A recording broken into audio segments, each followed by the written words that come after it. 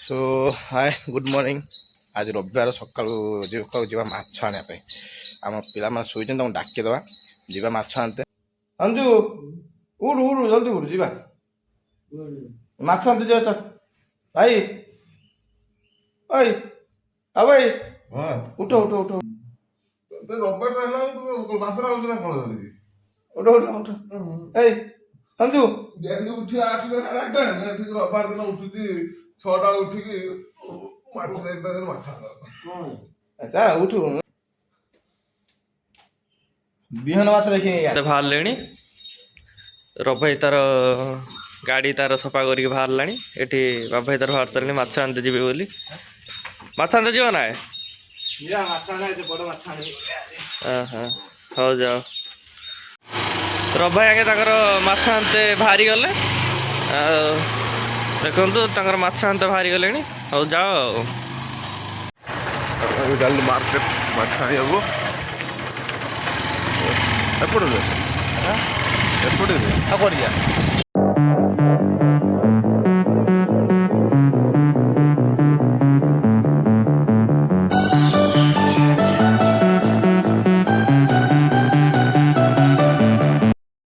ଆମେ ସେ ମାଛ ଦୋକାନ ପହଞ୍ଚିଗଲୁଣି। ତ ମାଛ ଆପଣ ଇଏ ଖୋଲି ନାହିଁ, ଏବେ ମାଛ ଖୋଲୁଛି।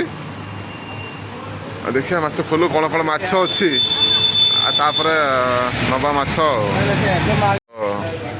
ଆମ ମାଛ ବନା ହେଲାଣି, ଦେଖିବା। ମାଛ ପୁରା କଟିଂ ଷ୍ଟାର୍ଟ ହେଇଗଲା।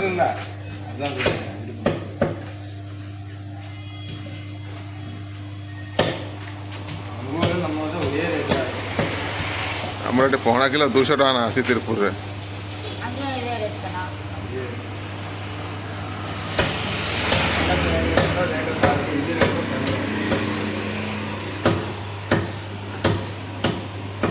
ରବି ଆମର ବତଉଛି କୋଉ ଭଳିଆ ପିସ୍ କରିବ। ସେଟା ବଡ଼ ବଡ଼ ବେଶୀ ପିସ୍ କରିଦେଉଛି। ହଁ ହଁ ଦେଖ କରେକ୍ଟ କରେକ୍ଟ। ବେଡ଼ା ଅଧିକା ବଢ଼ିଗଲା ବେ। ହଁ ଥାଉ ଗୋଟେ ଏକର ହେଇଯିବ ତ ଆଉ କ'ଣ। ଚଳିବ ଚଳିବ ଚଳିବ କରିକି। ଆଉ ବାସ୍ ଜାଗାରେ ଫେର ହେଇଗଲା ଆମର। ମାଛ ଗୁଡ଼ା ରେଡ଼ି ହେଇଗଲା ଆମର। ଯିବା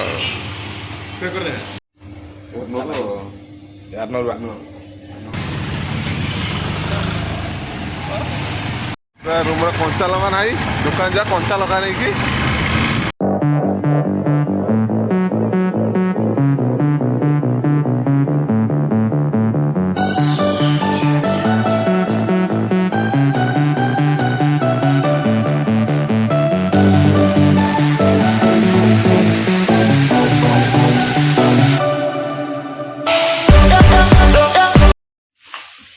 ଆଉ ବାଭାଇ ତାର ଏଠି ମାଛ ଫାଛ ଧୋଇଲାଣି। କି ମାଛ ବାଭାଇ ଆଣିଛୁ ଆଜି? ପୁରା କାଟଲା। ଟାକଲା ମାନେ ତା ମାନେ କ'ଣ? ପଣା। ପଣା। ଆମର ତାମିଲରେ ତାକୁ ଟାକଲା କୁହନ୍ତି ନା କ'ଣ କୁହନ୍ତି ଏଇଟା? କାଟଲା କାଟଲା। ଓହୋ। ତାହେଲେ କିଲୋ କେତେ ଟଙ୍କା? ମାଛଟାକୁ ପୁରା ବାଭାଇ ଫ୍ରେଶ ଭାବରେ ଧୋଇ ଦେଉଛନ୍ତି। ତାପରେ ଧୁଆ ଆସିଲା ପରେ ଭଜା ଚାଲିବ ଆଉ ମୁଁ ମୋର ଏଠି ଆଳୁ ଭାଜିବା ପାଇଁ ଭାଜୁଛି। ଆଳୁ ହେଇଗଲାଣି ପ୍ରାୟ। ୟା ପରେ ମାଛଟା ଭଜା ଯିବ। ଭାତ ତ ଆମର ହେଇଯାଇଛି। ଆଉ ରଭାଇ ତାର ମସଲା କୁଟୁଛି। ରଭାଇ କି ମସଲା ଆଜି କରୁଛୁ? ଅଦା ରସୁଣ କଞ୍ଚା ଲଙ୍କା। ହଁ କ'ଣ ବାଭାଇ କ'ଣ କରୁଛୁ? ଆମର ବାବା ଏଠି ମାଛର ହଳଦୀ ପକେଇ ସାରିଲେଣି। ଆଉ କ'ଣ ପଡ଼ିବ? ହଳଦୀ ଲୁଣ ପକେଇ ଦେଇଛି ଆଗରୁ। ଆଉ ଏଇନା ମାଛଟା ପୁରା ଭଲ ଭାବରେ ଏଇନା ଫେଣ୍ଟା ହେଉଛି। ଫେଣ୍ଟା ହେଇସାରିଲା ପରେ ତାପରେ ତେଲରେ ପଡ଼ିବ ଆଉ ଗରମ ତେଲରେ ଭଜାଟା ହେବ। ଭଜାଟା ହେଇସାରିଲା ପରେ ତରକାରୀଟା ଆରମ୍ଭ ହେବ ଆଉ। ଆମର ତେଲ ପୁରା ଗରମ ହେଇଗଲାଣି। ବାବା ତାର ମାଛ ପକେଇଲେ ଏଇନା। ମାଛ ଗୋଟେ ପରେ ଗୋଟେ ପକା ଚାଲିଛି। ମାଛଟା ପୁରା 3 ପିସ୍ ପକେଇଦେ। 3 ପିସ୍ ପକା ନା 4 ପିସ୍ ପକା। 3 ପିସ୍ ହେଇଯିବ, ବୋଧେ ପଡ଼ିବନି। ଟିକେ ମାତ୍ର ପଡ଼ିବ। ଆମର ମାଛ ଭଜା ପୁରା ରେଡି ହେଇଗଲାଣି ପୁରା ଗୋଟେ ପଟ ହେଇଯାଇଛି ଆଉ ଗୋଟେ ପଟ ବାବା ଭାଇ ଉଲ୍ଟଉଛନ୍ତି ମାଛ ପୁରା ପୁରା ଫ୍ରେଶ ମାଛଟା ପୁରା ମସ୍ତ ଭଜାଟା ହେଉଛି ଦୋକାନରେ କଣ ଖୋଲିଥିଲା ନା ଆଉ ମାଛ ଖୋଲିଲା ନେଇକି ଆଇଲି। ଓହୋ ପୁରା ଆମର ତାର ପ୍ରଥମ ଗରାକି ଆମେ ହଁ ପ୍ରଥମ ଗରାକି ଆମେ ବାସ୍ ବାସ୍ ଆଉ ମାଛ ତାର ଭଜା ରୁମକୁ ଆସିଲା ବେଳକୁ 11ଟା 12ଟା ବେଳେ ଆସିବ ଖାଲି କରିକି ରଖିଲେ ଖାଇବ ଖାଲି ଖାଇବୁ ବାସ୍ ବାସ୍ କଣ ତା କମ୍ପାନୀ ଦେଇ ଆସିଲା ଆଇ ଭଲ ହଟା ତୋର ଭାଇ ତ କମ୍ପାନୀ ନେଇକି ଦେଇ ଆସିବୁ ନା ଖାଇ ଦେଇକି ଶୋଇପଡନ୍ତି ବହୁତ ଖୁସି ଖାଇ ଦେଇକି ଖାଅ ଆମର ମାଛ ପୁରା କଡ଼କ ଭଜା ହେଇଯାଇଛି ଆଉ ବାବା ଭାଇ ତାର କାଢ଼ି ପକେଇଲେଣି ବେଲାକୁ ପୁଣି ଆଉ ଗୋଟେ ଭାଡ଼ି ପଡ଼ିବ ମାଛଟା ଓହୋ ଆମ୍ବୁଲ ପକେଇ ସୋରିଷର ଗୋଟେ ରାଇ ହବ ଆଉ ତମେ କ'ଣ ଜାଣିଛ ଖାଲି ସକାଳୁ ଉଠିକି ରବିବାର ହେଇଗଲେ ସକାଳୁ ଉଠିକି ମାଛ ଖାଇବ ବୋଲି ଆଗୁତୁରା ଚାଲ 6ଟା ବେଳେ ମାଛ ଆଣତେ ନା କ'ଣ ଆଉ କିଛି ଜାଣିନ ତମେ ତା ବୋଲି 6ଟା କତରୁ ଉଠି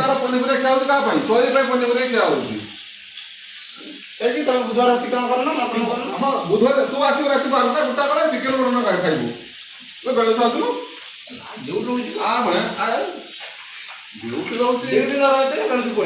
ଆମର ତ ଏଇ ରୁମ୍ରେ ମଜାମସ୍ତି କଜିଆ ଚାଲୁ ରହିବ ଚାଲନ୍ତୁ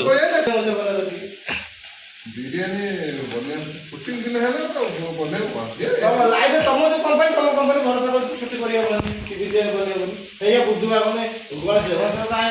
ମାଛ ଖଣ୍ଡେ ଦିଅ ଖାଇବା ନା ଏକାଥରେ ରୋଷେଇ ହବ ଖାଇବୁ ଶୁଖିଲା ମାଛ ଖଣ୍ଡେ ଖାଇବା ନା ଶୁଖିଲା ମାଛ ନୁହେଁ ଶୁଖିଲା ମାଛ ହେଲେ ତ ଭାଗ ବୁଡ଼ିଯିବ ଖାଇବୁ ନା ଥାଉ ଯଦି ଏଠୁ ଖାଇବୁ ତ ଭାଗ ତରକାରୀ ଆମେ ବୁଡ଼େଇ ଦେବୁ ରୋଷେଇଟା କରିବେ ଆପଣମାନେ ଦେଖିବେ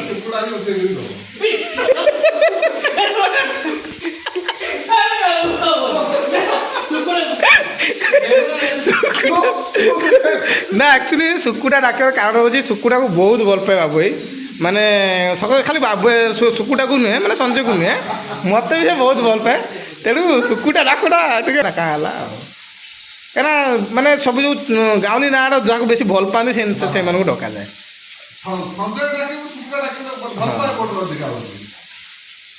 ନା ଖାଲି ବାବୁ ଭାଇ ନା ସମସ୍ତେ ଶୁକୁଟାକୁ ଭଲ ଡ୍ୟୁଟି ଯିବ ବୋଲିକି ଜେନା ତାର ଟିଫିନ ବାଢ଼ି ଦେଲାଣି ମାଛ ଆଜି ଟିଫିନ ନିଆ ହବ ମାଛ ତରକାରୀ ହେଇଛି ବାପ ଭାଇର ବଡ଼ା ସରିଲା ମୋର ବି ବାଢ଼ିଦେଲି ଖାଇବା ସମୟ ହେଇଗଲା ଖାଇବା ଖାଇକି ଆଜି ମାନେ ରବି ମାନେ ପ୍ରବଳ ମାନେ ଯେତିକି ସମସ୍ତେ ରବି ଅଧିକା ଆଜି ଖୁସି ଅଛି ମାଛ ହଉଛି ହପ୍ତା ସାରା ଆଇଁଷ ଖିଆ ହେଇନାହିଁ ଆଜି ରବିବାର ମାଛ ଟିକେ ଖାଇବା ଶ୍ରାବଣ ମାସ ପଳେଇଥିଲା ଆଉ ରବି ତାର ଭାତ ଅଛି ମାଛ ହେଇଥିଲା ରବି କେତେ ଖୁସି ଅଛୁ ଆଜି ତଥାପି ହାତର